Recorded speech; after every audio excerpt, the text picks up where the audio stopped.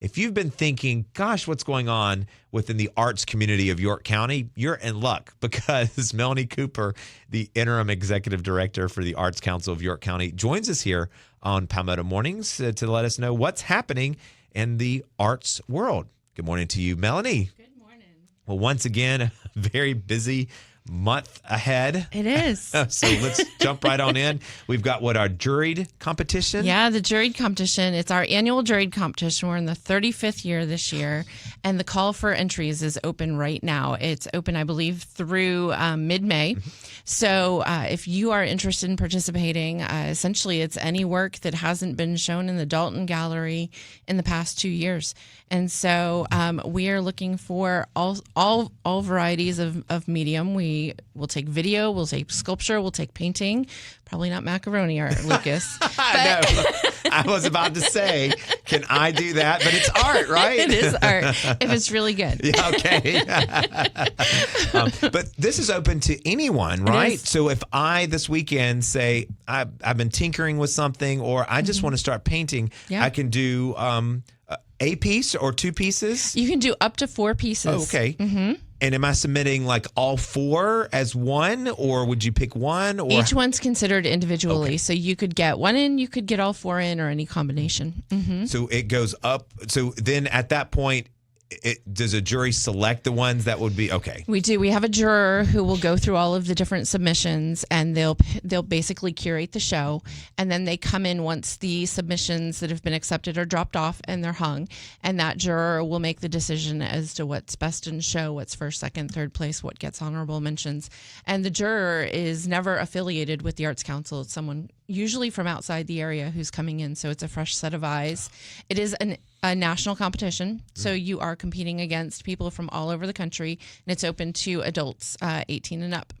Fantastic. Yeah. So go ahead and get on that now. That deadline, again, Sunday, May the 5th. Yes. So Cinco de Mayo. Yes. That helps everyone at home by midnight. All right. So what else do we have going on after that? So we were talking earlier, the Arts Council is working on its strategic plan. The last one we had still included the Community Performance Center, and that's not been up for a couple of years now. So we thought it was time to figure out what direction we should be heading in.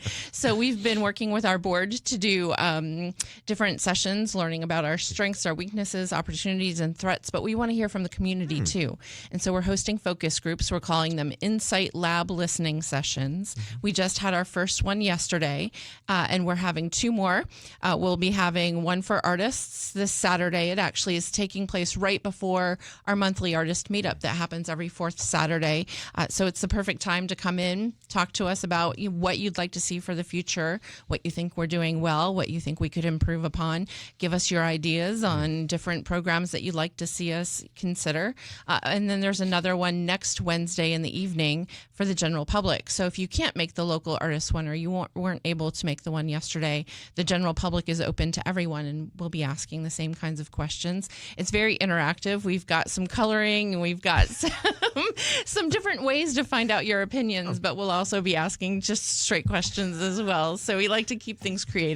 That's my kind of input session for sure. These strategic plans for any kind of organization, they're so valuable. Why? They are. They guide you. They really tell you. They give you your roadmap for where you're starting and where you'd like to be in the next 5 years. That way, you're not just kind of throwing spaghetti at the wall, hoping that something sticks. You're really trying to figure out how your place in the community and how you can serve it best. And so it really does keep you on track and with a goal in mind.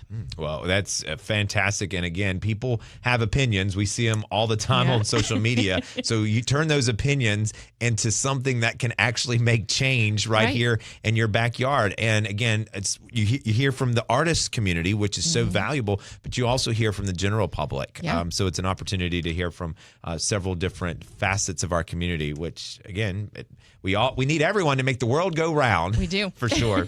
Melanie Cooper is with the Arts Council of York County. Melanie, when we look at our calendar of events, let's run through some important dates that folks maybe should put on their calendar. So we've got the Ag and Art Tour. Actually, it starts, I can't even believe I'm saying this, across the state next weekend.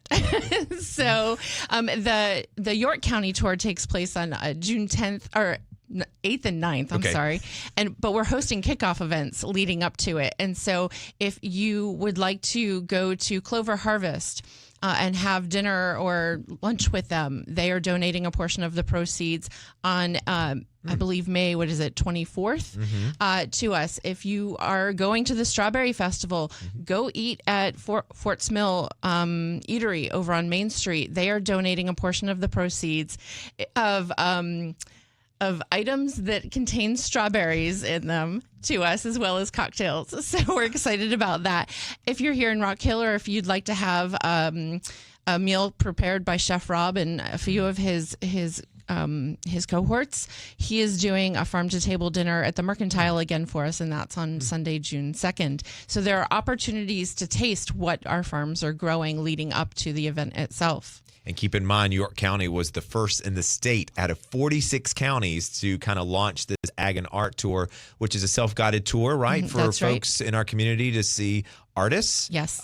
And they're partnered with farms, so you can see a real life working farm. Yeah. And often they have educational programming. You can see how the farmers are growing things. A lot of them do hay rides. And then our artists, we ask them to actually be making things and teaching people really quickly, but what their process is, so that folks are learning that these things are being created here, and it's actually people's hands touching these things that you're going to buy and enjoy in your homes. We love that. I know we're pushing up against this break, but real quick, there's a senior interior design showcase by Winthrop students. What are the details on this? So Winthrop University, they have their galleries, but once in a while they run out of space, and so they've come to us, and we are hosting the Winthrop Senior Interior Design students, their final projects in the Lewandowski Classroom Gallery at the Center for the Arts. They're doing their reception during First Fridays, next Friday in the afternoon, I believe, from 2 to 4 p.m., but their works are on display right now in that gallery. So these will be the future interior designers that will tell us which couch to have and which pillows will need to match the curtains, right? Right. So see them before they're big and famous. Exactly. They are already big and famous, frankly, probably right now. That's fantastic, and that is kudos to a partnership that you all have between Winthrop and the Arts Council of York County. Yeah.